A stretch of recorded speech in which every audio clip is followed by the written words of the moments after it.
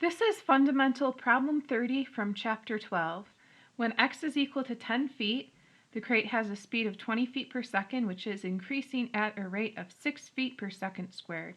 Determine the direction of the crate's velocity and the magnitude of the crate's acceleration at this instant. So the crate is 10 feet away from the origin in the x direction. We have a function for this curve here, y is equal to 1 over 24x squared. At this instant in time, the crate's speed is 20 feet per second. We want to find the direction, which is the tangential direction, so that's the direction of the vector u hat sub t. And when they tell you the speed is increasing at a rate of 6 feet per second squared, that is v dot. That's the derivative of the velocity with respect to time. That is not the acceleration. That is only the tangential component of the acceleration. So be careful of that. This is the rate at which the speed is increasing, not necessarily the acceleration. It is the acceleration if the normal component of the acceleration is 0. But in this case, that's not true. Okay, so let's start off by finding the direction of the velocity. So we have y is equal to 1 over 24 times x squared. At this instant in time, the velocity is pointing in some direction. I don't actually know what direction I'm looking for, what that is. This angle here we'll call theta. That's what we're looking for. So this angle here is also theta. But the velocity is in the direction that the package is going in. The package is sliding on this surface. So at this instant in time, the direction of the velocity is tangent to this curve here. That's why it's going in the tangential direction. So if you draw a line that's tangent to the curve, that's at the same angle that we have there. And if you want the slope at this instant in time, so the curve is like this, maybe something like that. But at this instant in time, we have the tangent line here, and we can find the slope by doing dy dx, right? That's what the derivative is. So I'm going to take the derivative of this with respect to x.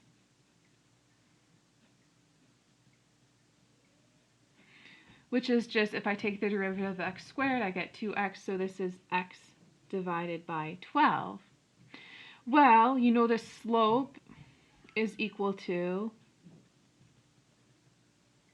the rise over the run.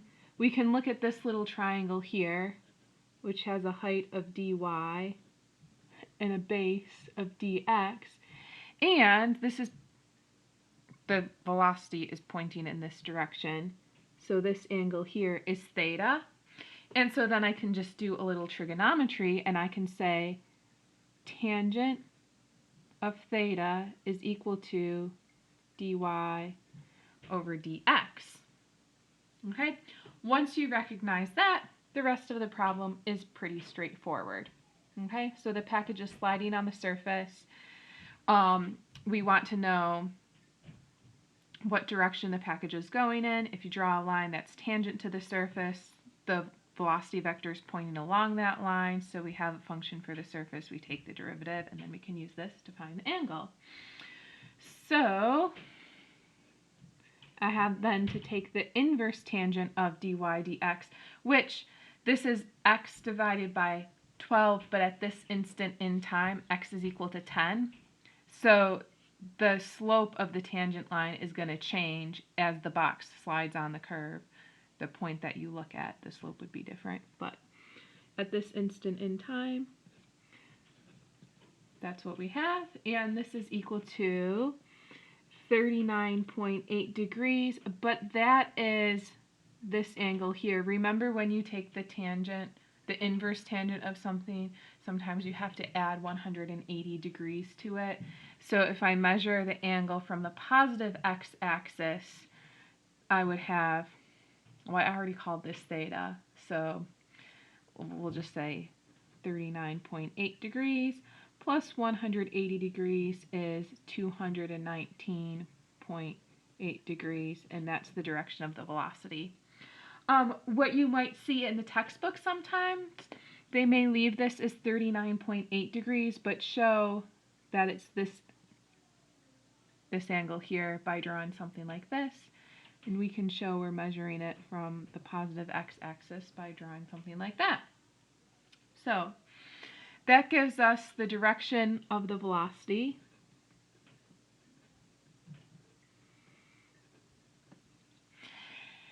And we also have to find the magnitude of the acceleration at this instant.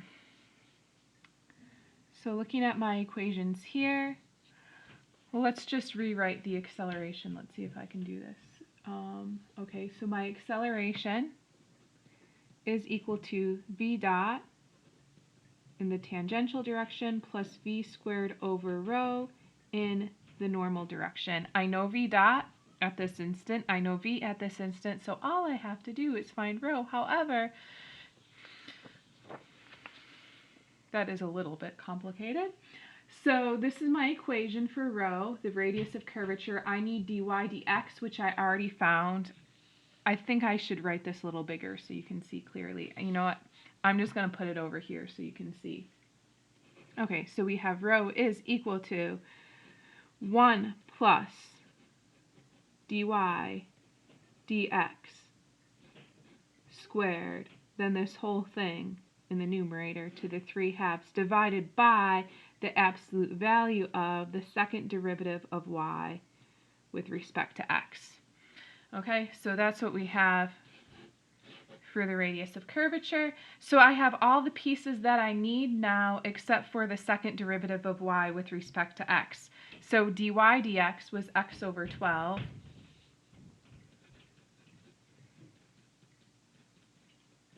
And at the instant we're looking at, x is equal to 10, but we have to leave it as x over 12 if we want to take another derivative.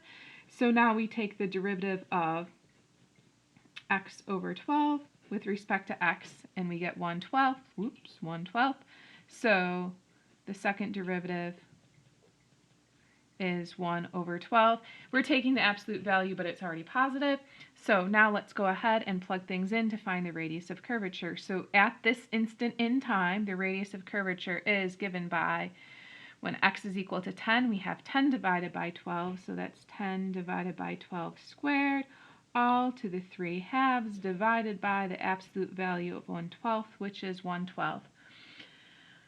You can plug that into your calculator, and you should get 26.468. And the radius of curvature should have units of length.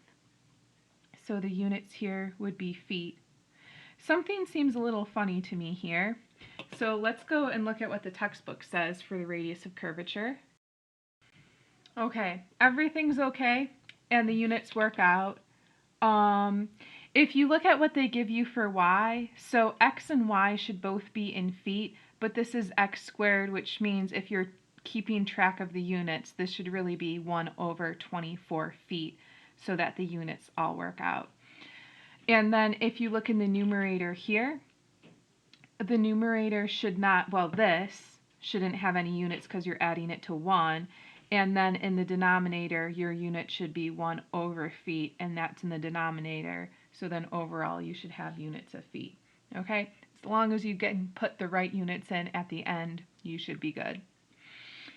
Okay, then we did this so that we could find the acceleration, so now we just put it all in. We're looking for the magnitude of the acceleration, but I'm going to write the acceleration as a vector first. V dot is equal to 6. In the tangential direction, I'm going to leave the units out here. V squared is equal to 20 feet per second, well, squared, divided by the radius of curvature, which is 26.468 in the normal direction. And the acceleration would have units of feet per second squared. 20 squared divided by 26.468 should give you 15.11.